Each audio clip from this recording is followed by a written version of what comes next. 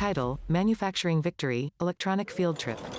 World War II witnessed epic battles on land, sea, and air for the United States and our allies to achieve victory against the forces of Japan and Germany. American troops launched amphibious assaults on the islands in the Pacific and stormed ashore on beaches of North Africa and Europe. The United States convoyed merchant and troop ships across the Atlantic and Pacific. American and British bombers struck targets deep in Germany. There was another important battle, one that took place in American factories, mines, forests, and farms. This was the Battle of Production. To win World War II, Americans needed to totally mobilize the resources and labor of the entire nation to produce guns, tanks, ships, and aircraft necessary to win the war. Join us on this electronic field trip as we discover how the United States and our allies and the United Nations outproduced the enemy and manufactured victory. Title: Manufacturing Victory, Electronic Field Trip. Welcome to the National World War II Museum in New Orleans, Louisiana. My name is Greg Cada. I am a content creator, social media influencer, and local theater teacher. I will be your host for the museum's electronic field trip, broadcasting live from the Hall of Democracy. Today, we will be discovering experiences on the U.S. home front and how manufacturing brought us victory. We will be joined by student reporters from across the United States to help tell these stories. Our journey today will take us from here to the East Coast, to the West Coast, and then back here to the Gulf Coast as we hear from student reporters in Wilmington, North Carolina, San Francisco, California, and New Orleans, Louisiana, as we learn about innovation, strategy, and production. We will also be joined by local student reporter Taylor and expert Dr. Carissa Threet. Remember, this program is designed to be interactive. If you're watching on the museum's website or on Vimeo, you can ask questions and answer polls in the box below. Ask questions on Twitter using the hashtag WW2EFT.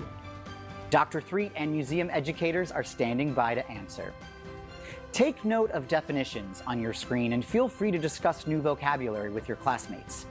ASL interpretation and English and Spanish captioning are also available. Let's start by opening the polls with our first question. During 1944, the year of peak production in the United States, how many aircraft did the United States build? A, 12,804, B, 96,318, C, 2,654, or D, 28,180. Vote now, and we will reveal the answer shortly. Today, we will visit sites that help us explain how the United States won the Battle of Production. Soon, after the fall of France, President Franklin D. Roosevelt worked to make America into an arsenal of democracy. In December of 1940, following his re-election and with Germany's increased bombing of Britain, Roosevelt gave a fireside chat over the radio describing our efforts to prepare. Subtitle: American Industrial Genius, unmatched throughout all of the world in the solution of production problems, has been called upon to bring its resources and its talents into action. Manufacturers of watches, of farm implements, of linotypes and cash registers and automobiles and sewing machines and lawnmowers and locomotives are now making fuses and bomb-packing crates and telescope mounts and pistols and tanks. Now making fuses and bomb-packing crates and telescope mounts and shells and pistols and tanks. Not only did Americans start rearming before entering the war after the Japanese attack on Pearl Harbor, but we provided weapons and other materials to Great Britain and the Soviet Union so they could counter the Axis threat. The next summer, President Roosevelt made another decision regarding who could work in the defense industry, as some factories were still discriminatory in their hiring practices. Civil rights leaders led by A. Philip Randolph threatened a march on Washington to underscore the hypocrisy of the United States condemning the racial policies of Nazi Germany while still tolerating segregation and employment discrimination here on the home front. Eager to prevent that march that would have portrayed the U.S. in an unfavorable light, Roosevelt bowed to pressure and issued Presidential Executive Order number 8802, calling for full participation by all persons, regardless of race, creed, color, or national origin, and prohibiting discrimination in defense factories with federal contracts. Before we go down the street to the museum's warehouse to look at some artifacts from our collection, let's reveal the answer to our first poll question. During 1944, the year of peak production in the United States, how many aircraft did the U.S. build? 12,804, 96,318, 2,654, or 28,180? The answer is B. The United States produced 96,318 aircraft during 1944 at its peak production. Let's look how that compared to production in other countries at the same time. Germany only produced roughly 40,000 aircraft, and Japan produced about 28,000 aircraft that same year. In this second graph, you'll notice the same trend repeated in the production of tanks, too. It was an incredible effort from the United States and the Soviet Union in manufacturing this volume of machinery. The sheer numbers of American and Allied production overwhelmed both Germany and Japan. But let's take a closer look with Kai at some of these things on a smaller scale and how it contributed to these massed efforts. Hi, my name's Kai, and I go to school in Westwego, Louisiana. I'm here at the Constance Warehouse, part of the National WWII Museum, where large macro artifacts like tanks and boats are stored and restored. When we look back at these items that are now artifacts, a lot of them started through the innovation of design. We needed to conserve materials and yet still produce a lot of stuff to win the war. Before we get started, let's answer another poll question.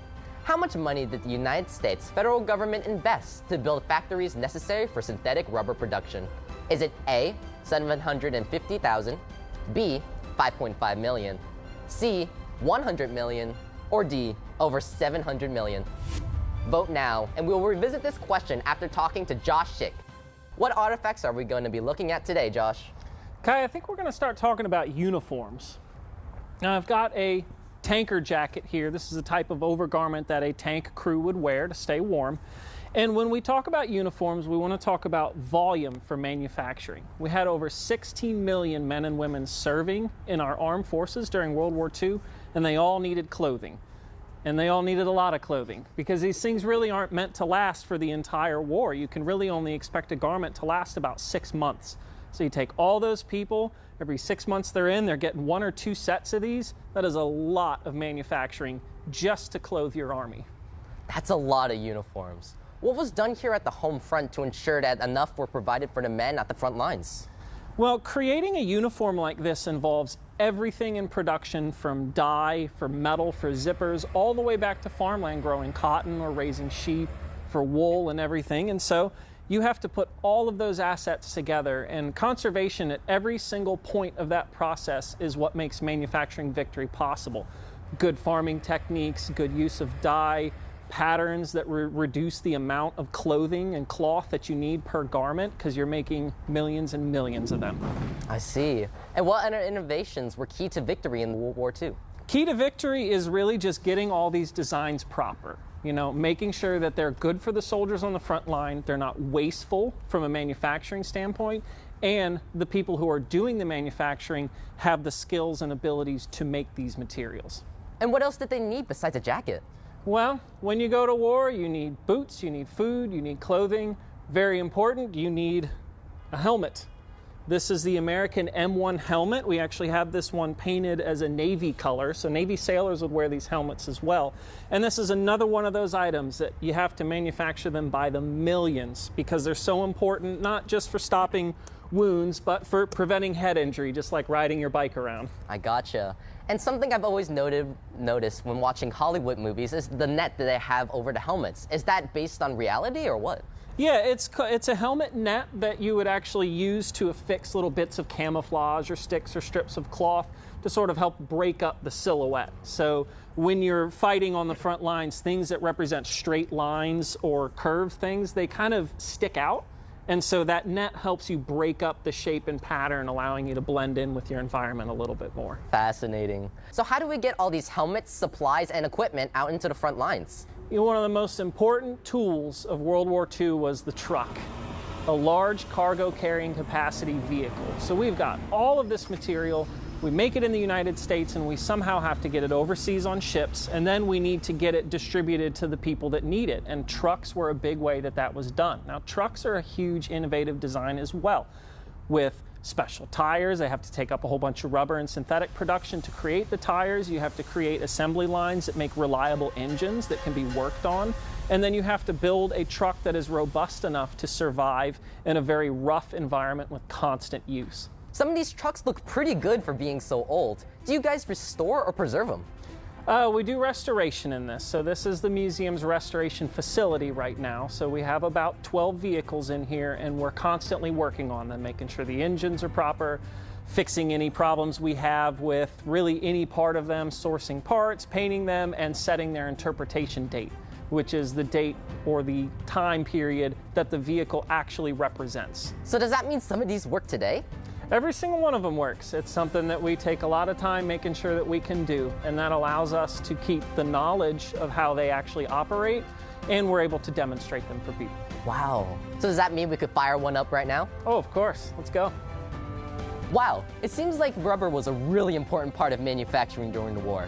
Let's learn more about the story of rubber so we can better understand the partnership of the government, average workers, citizens, and businesses. And we'll meet you back at the museum gallery right after. Kai gets into the passenger seat of a World War II-era truck. Josh starts the truck. Greg stands in the museum. Thanks, Kai and Josh. It's interesting to consider how even just one type of good like rubber could have such a big effect on the war. Although the U.S. had stockpiled rubber, it was barely a year's supply. So the first order of business was to ration existing supplies and make sure the bulk went to the military. Soon after the Japanese attack on Pearl Harbor, it became virtually impossible to purchase new automobile tires. Toys using rubber were no longer made for the duration of the war. To meet the shortage, Roosevelt called on Americans to participate in a nationwide scrap drive to salvage rubber. Over 335,000 pounds were collected. Old shoes, hot water bottles, floor mats, and beach balls, to just name a few items. But this was not enough to solve the problem. The shortage led to experiments and research in improving rubber production. As the war progressed, the government rationed gasoline, as tires on a parked car lasted longer. Most Americans only received 3 to 4 gallons of gas a week. Later in the war, the number was reduced to only 3 gallons a week. Those on the American home front had to drive slowly to help conserve gas, and the speed limit was set to about 35 miles per hour. Before we head to the Arsenal of Democracy Gallery, I'd like to introduce you to our expert, Dr. Carissa Threet. Hi, Greg. I'm excited to be here with you today. Well, we are so excited to have you answer all of our questions on manufacturing and production, and also to help answer some of our live studio audience student questions. Now, students, if you haven't already submitted any questions, it is not too late, and let's look at a question we have already. This comes from Miss Langberg. Am I saying that correct? Miss Langberg's class in Wisconsin. How old did you have to be to fight in the war or work in a factory? That's a great question. Well, thank you to Miss Langberg's class for such a great question. And to join the military, you really had to be 18 years of age. Right. To get work in the factory, it varied from factory to factory depending on where you lived, but mostly older teens. Okay, early no 20s. child labor law breaking there going on there. I'm not going to say that didn't happen. Oh, all right. There we go. Well, thank you so much. Now let's head to the museum galleries. Whoa, it looks like we're back in the 1940s. As we just heard, the war on the home front meant that everyone had to do their part to contribute. Small efforts across the board made big impacts. 2 ways to help the war effort was by rationing and scrapping. Here with us today is museum educator Rob Wallace to tell us more about this. I would like to talk to you about things that kids could do in World War II, that everybody did, but particularly the role that kids had in helping on the home front. Okay. So one of them was rationing around the house, in kitchens around the country. They still had to cook, still had to have nutrition, but we were short on some supplies. You may experience that sometimes. You know, you live in the Gulf South like I do, so you've had storms come through and the gas is out, and then they'll ration gasoline, right? They won't officially ration it, but the gas station will say, oh, everybody can take 5 gallons, and there's big lines and all that stuff. So the government did a more organized way of that in World War II, and that was called rationing. So the first thing that got rationed after Pearl Harbor was rubber and tires. And the second thing was gasoline. So people, if they had a special job, like if they were a doctor or a nurse or a truck driver, then they got more tires, but everybody else was limited in how many tires they could buy. And on the soles of shoes back then, they were made of real rubber. So everybody was allowed 2 pairs of shoes a year. How many pairs of shoes do you have? Oh, several. More than two. More than 2. And so all this was to make sure that things were fair and equitable, because if there's a shortage of supplies, then natural tendency is for the prices to go up, and only some people can afford what they need. So what they did was they had these ration books, and everybody in a family would have their own ration book. So if you had a family of, like I grew up in a family with 5 kids, so my parents would have had 7 ration books to keep track of. Okay. And when you went to buy some rationed item, like later in the war, coffee and sugar and butter were all rationed, you would have to turn in a coupon, as well as paying at the register. You'd have to turn in a coupon, let's say coffee. This guy was not like me. I would have used up all my coffees. Okay. But he didn't use very many coffees. So if you ran out of stamps, A woman passes a clerk a ration stamp. you couldn't buy any more coffee or sugar or whatever it was that you were looking for.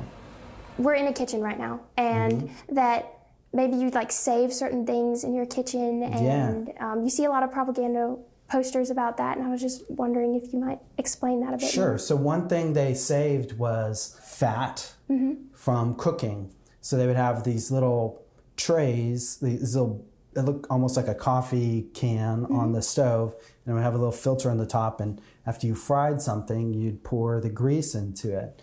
And it seems really weird, but you can make grease into, or fat into gunpowder, okay? Because when you take biology, you learn that fats have a glycerol chain in the middle, and you've heard of nitroglycerin, right? And that was how they turned that glycerol into glycerin, and then made it into explosives, nitrocellulose and gunpowder.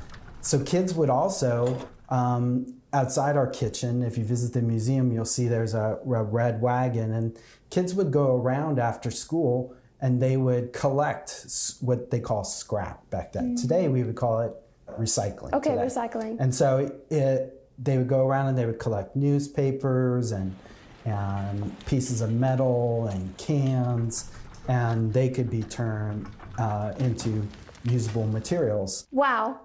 It sounds like those everyday changes at home really made an impact, and reminds me of why we recycle today and try to reduce waste. But even with these efforts, it wasn't enough. To meet the needs of rubber production, the government turned to synthetic rubber made from petroleum. In 1940, the United States produced 3,200 tons of synthetic rubbers, with production peaking in 1945 at over 288 tons. Speaking of rubber, let's see how everyone did on our last poll question. How much money did the United States federal government invest to build factories necessary for synthetic rubber production? A, $750,000, B, $5.5 million, C, $100 million, D, over $700 million. D is the correct answer. To produce rubber, the federal government invested over $700 million to build factories necessary for synthetic rubber production. Once these factories were built, they were leased to private corporations for $1 a year to produce rubber. Factories making synthetic rubber and other materials and equipment needed workers. and workers responded to the need. As you can imagine, there was a major shift in the workforce and on the home front while men were enlisted. Cities like Wilmington, North Carolina were transformed as major hubs of production. Let's pass it over to our student reporter in Wilmington at the Battleship, North Carolina. Before we go, let's answer a quick poll question. During World War II, which of the following places could not be found aboard the Battleship, North Carolina? A soda fountain, B, a cobbler shop, C, a post office, or D, a garden? Submit your answers now and we'll find out the answer soon. A dotted line on a map moves from New Orleans, Louisiana to Wilmington, North Carolina. Hi, and welcome to North Carolina. My name is Cooper, and I'm a local student from the area.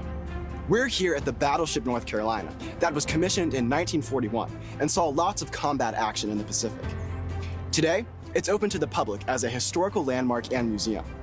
We'll explore the ship in a little while, but before we get to that, did you know that Wilmington was a World War II boom town?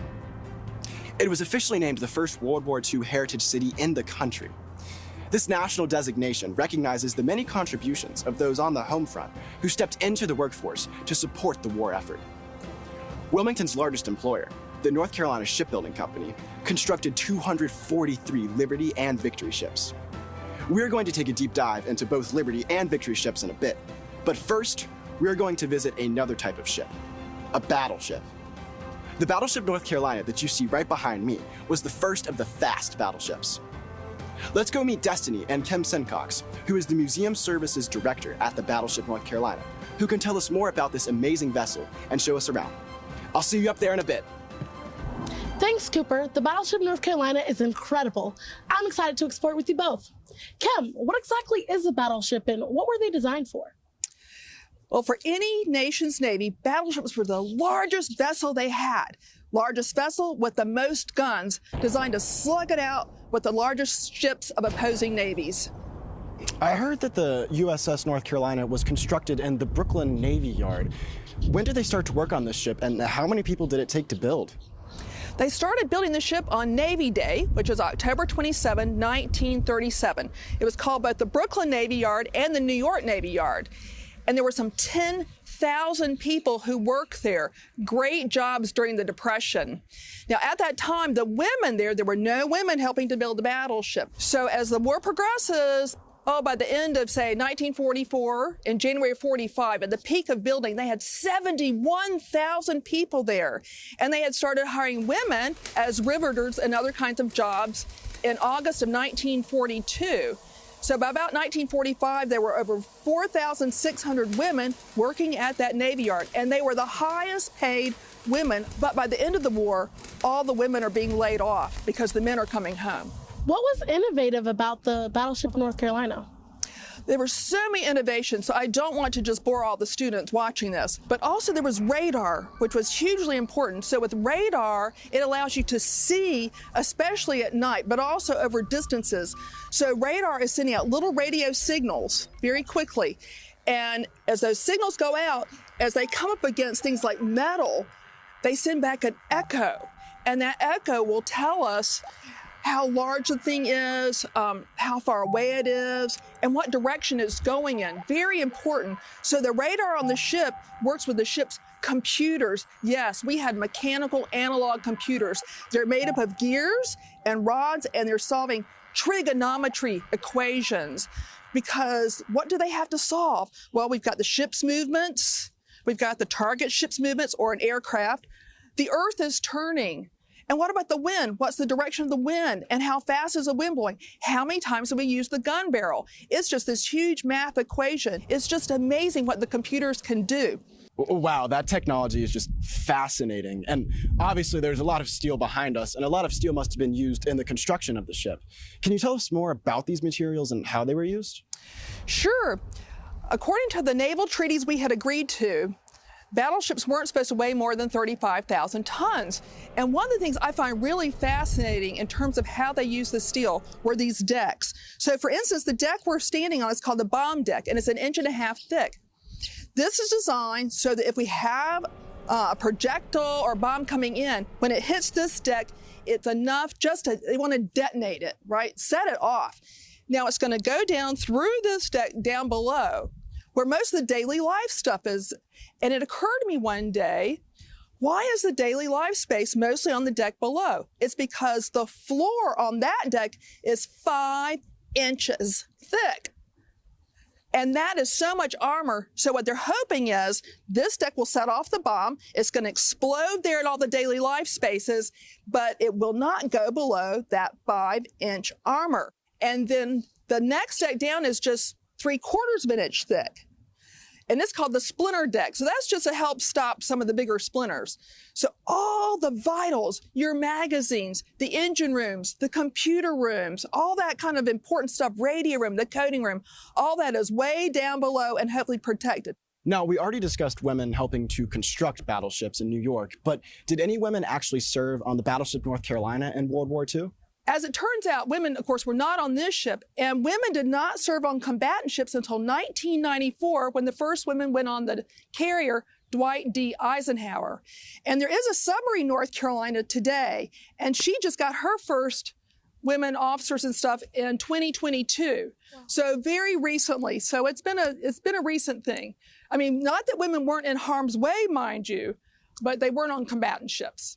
What was the role of a battleship, and how does a ship like this make a difference in the war? Our role changed from slugging out with other ships to protecting aircraft carriers. We have so much anti-aircraft weaponry on our ship, we can help protect her from enemy fire. Our aircraft can also help patrol for submarines. Wow, that's amazing. Can you tell us how Wilmington and the surrounding areas impacted World War II through defense production? Sure, the biggest role was the North Carolina Shipbuilding Company right down here, and they built 243 Liberty and Victory ships for the war. Wow. That's very impressive. I bet you know the answer to our latest poll question. During World War II, which of the following places could not be found on the Battleship North Carolina? A, a soda fountain, B, a cobbler shop, C, a post office, or D, a garden? Well, I don't see any dirt around here, so let's just say it's D, garden. Thank you for showing us all around the Battleship North Carolina. Let's turn it back to our host in New Orleans. Greg and Charissa stand together at the museum in New Orleans. Hey, and welcome back. I hope you did not forget about us while you were busy exploring the Battleship North Carolina. Remember, you can also tweet us questions using the hashtag WW2EFT. And I'm sure after going and visiting Wilmington, you have some questions, so let's open it up. This question comes from Norman. Way to go, Norman. Who decided which factories make what materials and how much we needed to produce? Thanks for a great question, Norman. Mostly the companies work with the War Productions Board, and the War Production Board would work with faculty to determine what needed to produce and how much. A lot of that had to do with what the company or factory was producing prior to the war. So if a cannery was producing cans, they often would be shifted to things that were metal. Weapons, military equipment. If a company was producing stockings, for example, and they needed the silk thread to use to make parachutes, then that company would be in charge of making parachutes. And how long was the transition from what they were making to what they then needed to make? It really depended, but the War Productions Board helped transition many companies pretty quickly from peacetime to wartime. For example, the Cadillac Company transitioned in 55 days. They went from making civilian cars to tanks. Wow, that's incredible. Well, thank you, Dr. Threet, for tackling that question. Now, we've started here in the Gulf Coast, headed to the battleship on the East Coast, and next we will be spanning the country to the west. We will be on site in the Bay Area visiting a large wartime ship, the SS Jeremiah O'Brien. Let's get started with another poll question first. In what state was the SS Jeremiah O'Brien built? A, New York, B, California, C, Maine, or D, Alabama? Take a moment to submit your answer now, and while you're doing that, let's learn a little bit about the ship, one of the only two surviving Liberty ships from World War II. In contrast to the Battleship North Carolina, the O'Brien was a mass-produced ship built for cargo using a standard design. 2,710 Liberty ships were built during World War II, and the Jeremiah O'Brien represents the largest single class of ship ever built in the world. Without the ability to transport goods to our troops using Liberty ships, victory wouldn't be possible. On that note, let's turn it over to Caden. A young woman named Caden is on board a ship. Hi, my name is Caden and I go to school nearby in San Mateo, California. Today I am here with Chris Friedenbach, who is the ship historian of the Jeremiah O'Brien. Chris, can you tell me more about the design of Liberty ships? Yes, well, the Liberty ship refers to any ship that was part of an emergency shipbuilding program during World War II. Prior to the war, the U.S. had been modernizing its merchant fleet of cargo ships and tankers using state-of-the-art designs that were really what the commercial shipping companies at the time would have wanted. And it soon became clear, even prior to the U.S. entry into the war, as they were supplying more goods overseas to Great Britain, that was not going to be enough shipbuilding capacity. So they basically took a older style, smaller ship with simple machinery and re-geared it for mass production, and then built new shipyards around the country to expand their capacity dramatically, and ended up building over a period of about 4 years, 2,710 ships. For the infrastructure of this ship, was there something that was a bit more differently constructed for this specific Liberty ship than other ships before 1944 or before the war? There were a lot of advances in more welding than would have been done prior. There were some things they did specifically to speed production. Like one example, the deck of a ship usually has what they call camber, which is like a curvature that would allow water to roll off and also stiffen it. On this ship, they didn't want to make it curved, so they actually went and made it out of flat plates. So it's like flat in the middle and slopes down on the sides. A lot of little things like that. One of the other big things they had to do during the war was conserve precious materials. So there were a lot of different things done in these ships that wouldn't have normally done, like a lot of the interior spaces, and this bulkhead behind us is actually made out of plywood instead of steel. How fast could a Liberty ship travel, and how much cargo could it hold? Well, the design speed for the ship was not fast at all. It was 11.5 knots, which is equivalent to about 13 miles an hour. So that was pretty slow for reference. And in terms of how much they could carry, it would be about 10,000 tons of material, or the internal capacity of the ship was over 700,000 cubic feet. And if you think of the volume of like a two-car garage being about 3,000 cubic feet, you're talking about everything you could pack into your garage times a couple hundred going into this ship. And then on top of that, they would actually pile things up on deck even higher with whatever space was available, to the point that the gun crews actually had to build catwalks for them to go out and get to their guns because they couldn't get over the cargo. And why was this so important to the war effort? Well, if everything that the military needed overseas, whether it was clothing, bullets, vehicles, all had to move over there by ship. Also, our allies needed supplies. The British needed raw materials for things they were building in their country. Plus, they actually needed food. And all of that stuff went overseas in these ships. Were Liberty ships easier to operate than other vessels? And, for example, was the engine easier to maintain than it was in another vessel? Yeah, so the engines that were used in these were reciprocating steam engines, which was considered obsolete in World War II. That type of engine's been around since about the 1870s. But they didn't have the production facilities to build more complicated engines, so that's what they went with for these. And they were slower moving machinery, everything's kind of out exposed, so it's easier to understand what's going on. They're also very robust, so somewhat more forgiving of mistakes. And that's really one of the things that helped in getting this ship going, was everything being so simple and easy to maintain. How did this ship and ships like this make a difference in the war? I mean, this particular ship, as an example, early in its career, it carried military supplies to build up for the invasion of Europe, and then it actually then went and delivered some of those supplies to the Normandy beachheads the summer after the invasion, carried ammunition out into the Pacific, kept the troops supplied out there and supported the liberation of the Philippines. And after the war, it even helped with some tasks like bringing the wives of American servicemen back from Australia who they'd married over there during the war. Now that we've heard about the Jeremiah O'Brien and we've seen this amazing Liberty ship, let's see how we did with our poll question. In what state was the SS Jeremiah O'Brien built? A, New York, B, California, C, Maine, or D, Alabama? That's right, C, Maine. The SS Jeremiah O'Brien was built in Portland, Maine, but many sister ships were built on the West Coast. While we are here on the West Coast, we are going to visit one of the shipyards that has been partially preserved as the Homefront National Historic Park that originally was part of the Kaiser Shipyards. This shipyard built over 774 vessels during the war, making it one of the most productive. Who knew there were so many nuances to shipbuilding and design? Thank you so much, Chris, for sharing your knowledge with us. Seth and Kelly, take it away. Thanks, y'all. Kaden and I actually go to school together. My name is Seth, and I'm reporting to you from Rosie the Riveter World War II Homefront National Historic Park with Kelly English, who is the Interpretation, Education, and Outreach Division Manager here. The park itself is located in Richmond, California, where Kaiser Shipyards once was. Let's zoom out a bit. Can you tell me more about the impact and contribution of Richmond? Absolutely. Now, even before the war started, in January 1941, Richmond was actually selected as a location to build ships towards the war effort in support of our ally, Great Britain.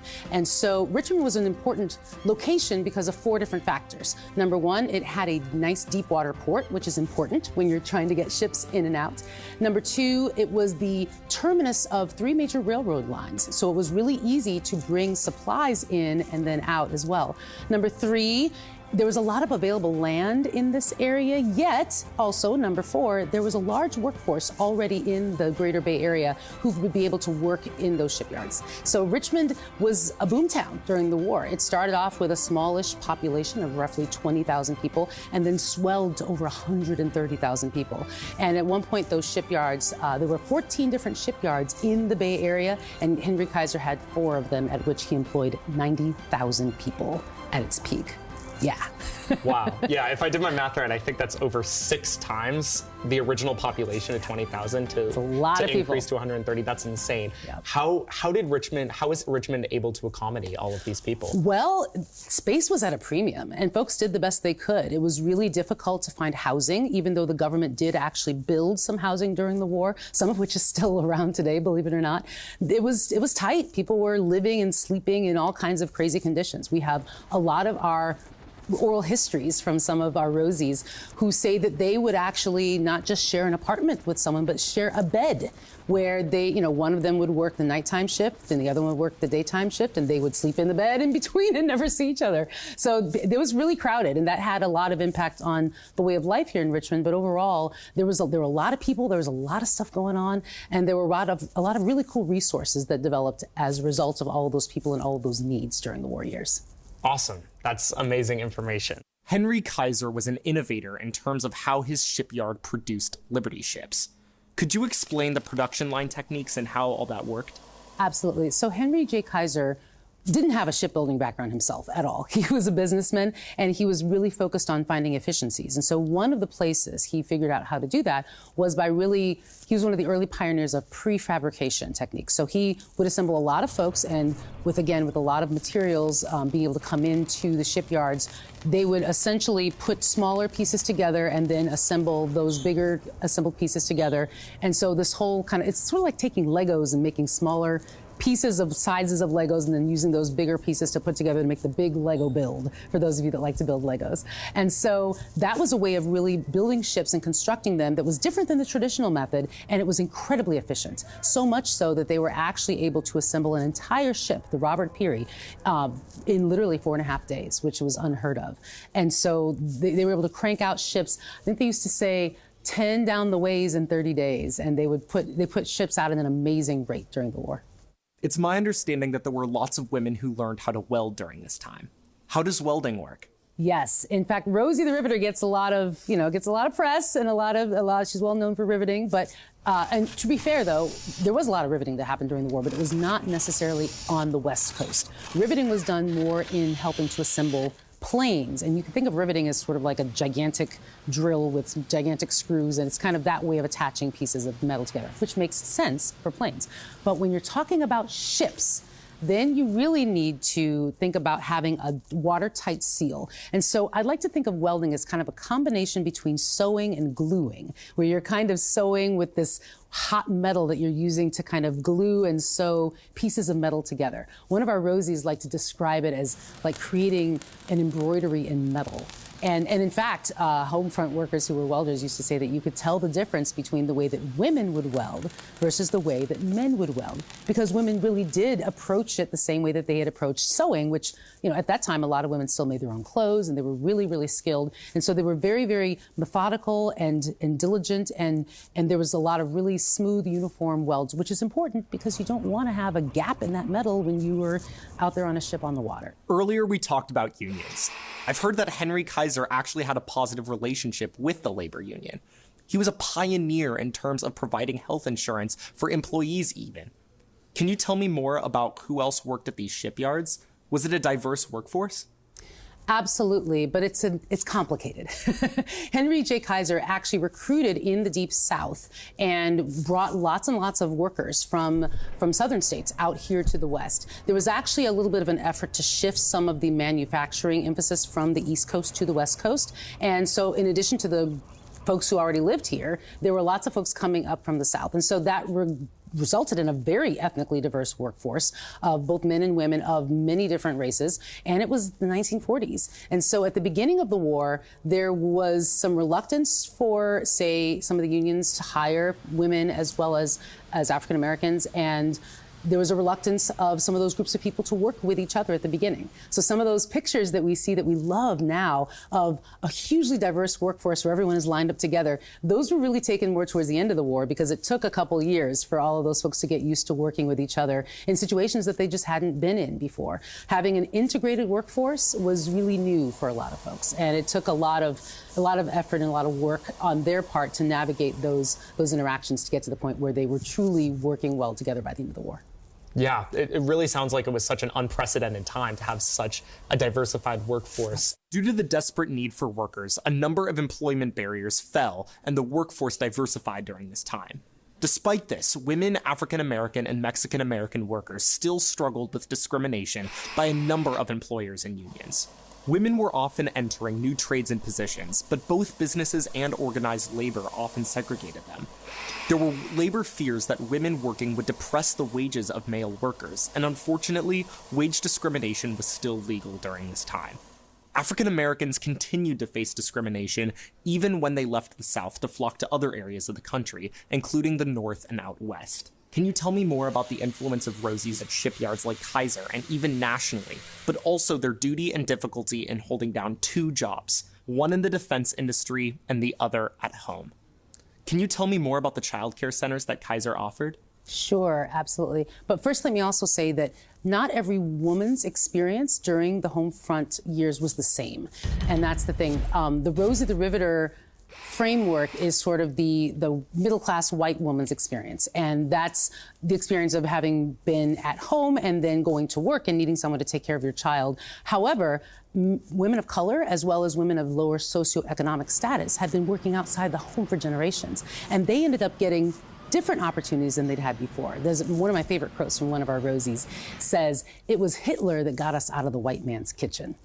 And that's just it's a really amazing sentence that just describes how African-American women had been relegated to what we call service roles of housekeepers and house cleaners, and then the war gave them new opportunities. So anyway, all that to say that the childcare opportunities were not necessarily available to everyone. So I just want to make clear that I'm talking about that particular type of experience. Women had lots of different experiences. However, so the childcare centers were important because women needed to be able to work at all hours, really, and needed someone to take care of their children while they did so. And so Henry J. Kaiser was really a pioneer in creating these places where women could bring their children. And again, at all hours. Child care centers operated 24/7 back then. So if you were working the evening shift, you would bring your child in the evening, put them to bed at the child care center, and then go work your shift and then come back and pick them up in the morning, which is kind of incredible to think about that today. But they operated 24/7, and it was really the very beginning of not just looking after children, but then folks who were trained with working with young children started to begin to introduce curriculum and teach them things. And so it was really the beginning of like the Head Start programs and really kind of an established preschool approach in this country that had never really existed before that time. I had no idea. Thank you so much, Kelly, for having us for a visit here. You all did an amazing job of telling stories from the factory to the shipyards. I'll turn it back to the museum where we can learn about other roles that needed to be filled as men were drafted into the armed forces during World War II. Taylor and Charissa sit next to each other back at the National World War II Museum in New Orleans. Thanks, Seth and Kelly. It's Taylor reporting back from the World War II Museum. That's right. Women were not only needed as welders, riveters, and factory workers, but also as technicians, engineers, and scientists. Were there opportunities for women to be scientists, technicians, and engineers before the war? There was very little opportunity, and that is because a lot of colleges and universities did not admit women for the science programs or engineering programs. However, during the war, they were seen as a very valuable, untapped resource for scientific knowledge, so they were recruited in large number. And we have examples like General Electric and Curtiss-Wright companies who actually partnered with universities and colleges to provide certificates and degree programs in science and engineering for women. Okay, that's good. So they had more opportunities during the war than before the war. Absolutely. Okay. Well, did the war lead to any gains for women and scientists and engineers after victory?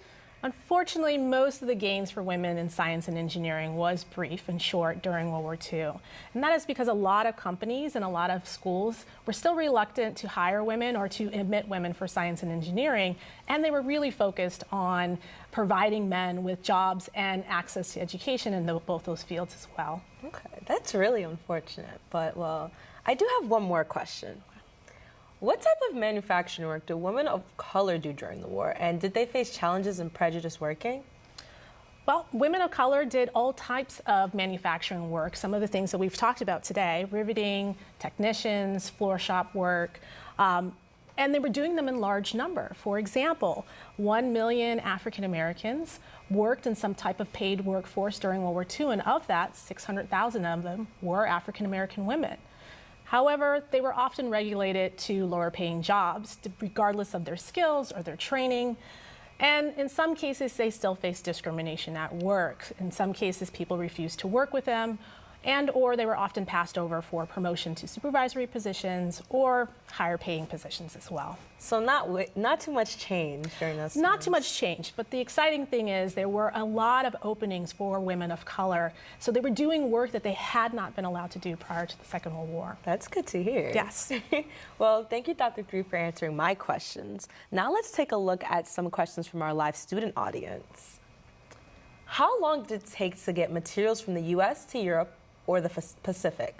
That's a really great question from Catherine Pierce. I'm glad you asked that.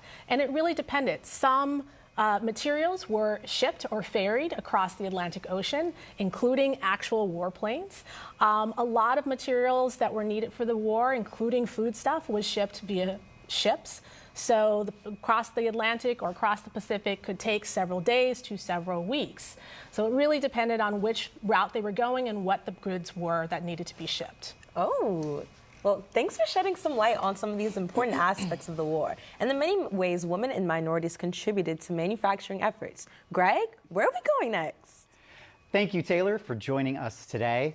Well, now that we've visited the Battleship North Carolina and the SS Jeremiah O'Brien, we gotta show some local love right here on the Gulf Coast.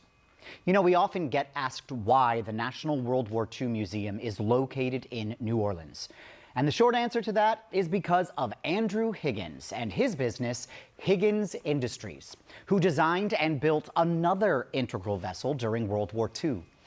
The Higgins Boat helped us win the war in famous battles like D-Day and countless other amphibious assaults in both Europe and the Pacific.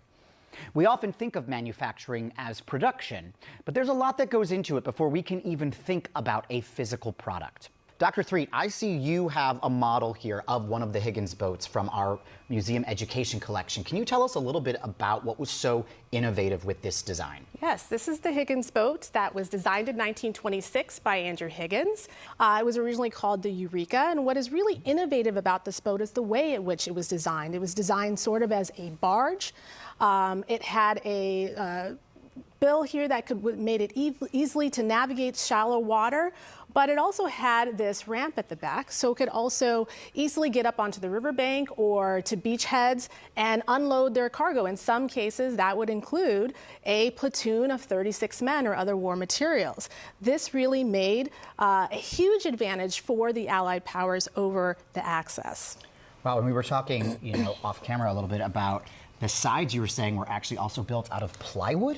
Yes, actually, in order to make this boat very easy to navigate the water and make it very light, oftentimes the sides were actually built out of wood or plywood, and then the bottoms and other parts of it were included metal.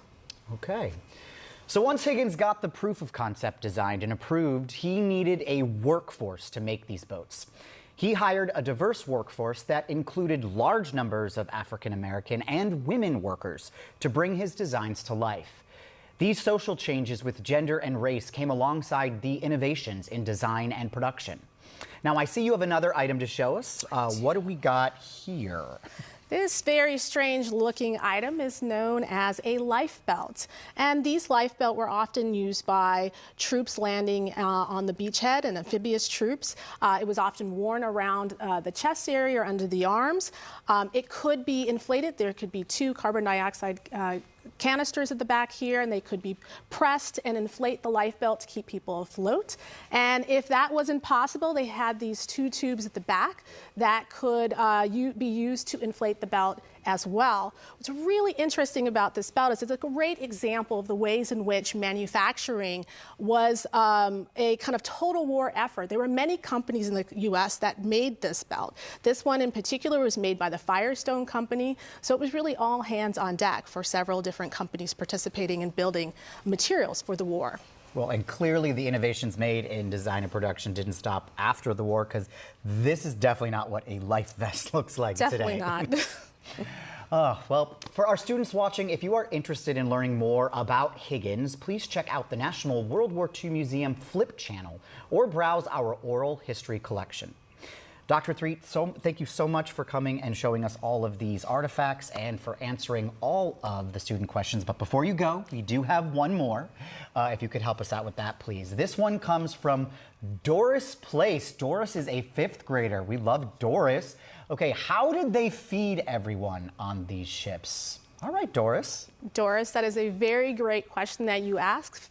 Being able to be fed was important. There was very little access to fresh food, so they had to rely largely on canned goods.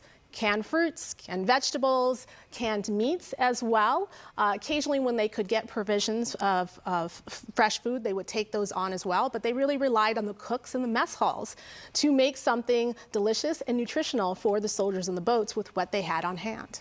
And I think it's interesting to point out that just because a cannery transitioned to making other metals, clearly they needed to also keep continuing to make food in order to feed our troops and also everyday people, right? Yes, so some companies were still making canning goods and food, but those would be shipped mostly to the soldiers abroad. Awesome. Well, thank you for your insights and for answering all of those tough student questions. Now, we are coming to the end of our electronic field trip and have considered many aspects of sacrifice, not only on the battlefield, but also on the home front and on the factory floor.